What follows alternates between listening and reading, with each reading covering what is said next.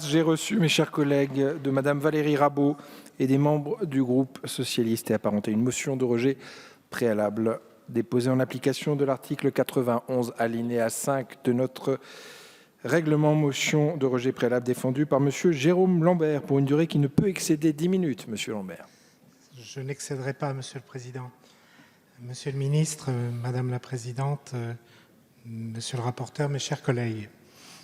En abordant en lecture définitive l'examen de ce texte, issu des travaux de la commission mixte paritaire qui s'est réunie hier matin, on peut considérer que, d'une part, un certain nombre de dispositions ne relèvent toujours pas manifestement d'un texte sur l'état d'urgence, mais sont des dispositions ordinaires.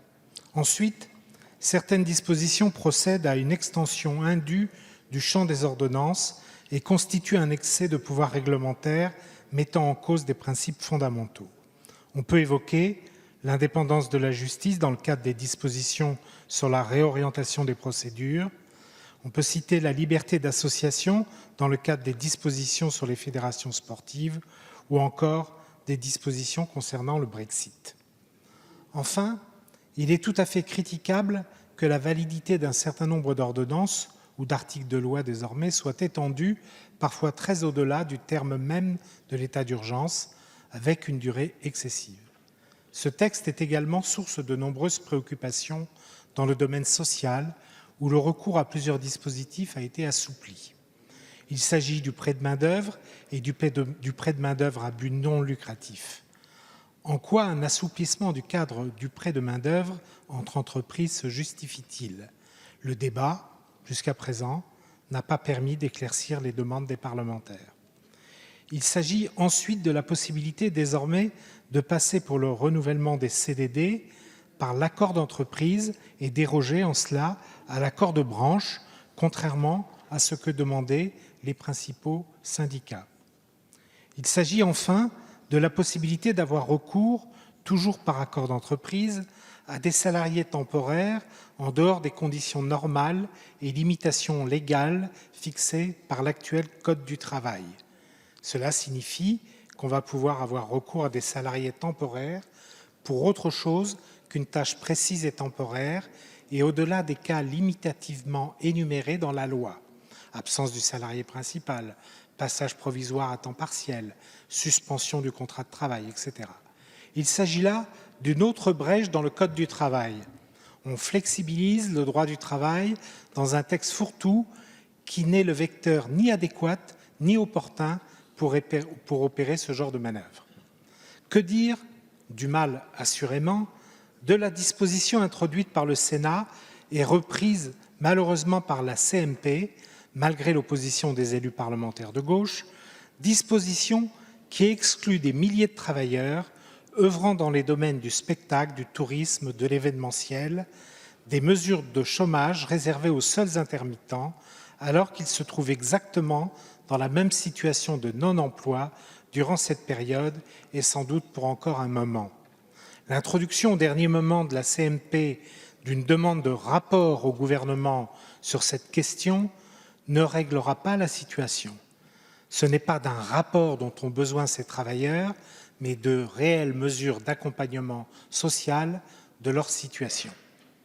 Enfin, le recours aux ordonnances dans une matière aussi sensible que les négociations de l'Union européenne avec le Royaume-Uni sur le Brexit ne s'imposait pas et certainement pas au-delà de la durée initiale de la fin des négociations prévues pour le 31 décembre 2020. Il aurait été préférable d'attendre le 1er juillet 2020, date à laquelle sera décidé s'il y a prolongation ou non de la période de transition, pour évaluer s'il est nécessaire ou non de légiférer rapidement. Le Parlement ne doit pas être vu comme un obstacle à légiférer, comme le présuppose le principe même de ce recours aux ordonnances, mais le Parlement est un allié exigeant, déterminé à obtenir le meilleur accord possible. En conclusion, je souhaiterais insister sur le fait qu'il ne peut être urgent de légiférer sur certaines matières pour pallier les nombreux besoins qu'ont fait naître les conséquences de la crise.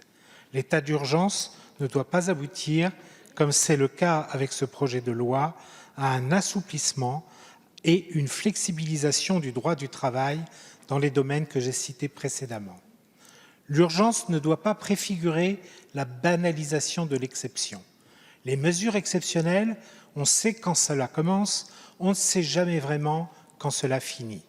Ce projet de loi ne peut être la préfiguration de ce que serait le droit du travail dans quelques années, à l'image de la démolition qui est mise en œuvre actuellement.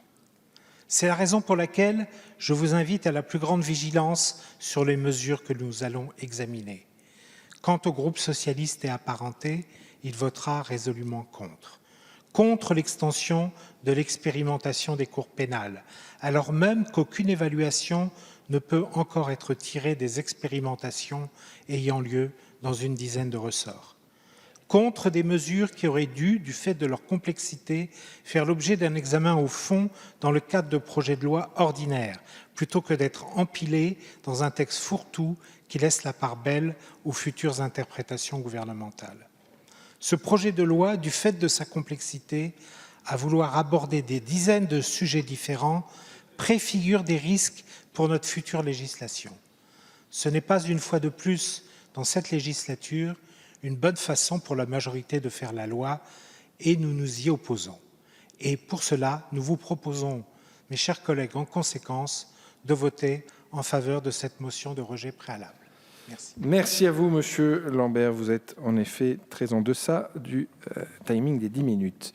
Le gouvernement ne souhaite pas répondre à cette motion de rejet préalable. La commission non plus. Il n'y a pas d'explication de vote. Je vais donc la mettre directement aux voix sur cette motion de rejet préalable défendue par Monsieur Jérôme Lambert, qui est pour, qui est contre.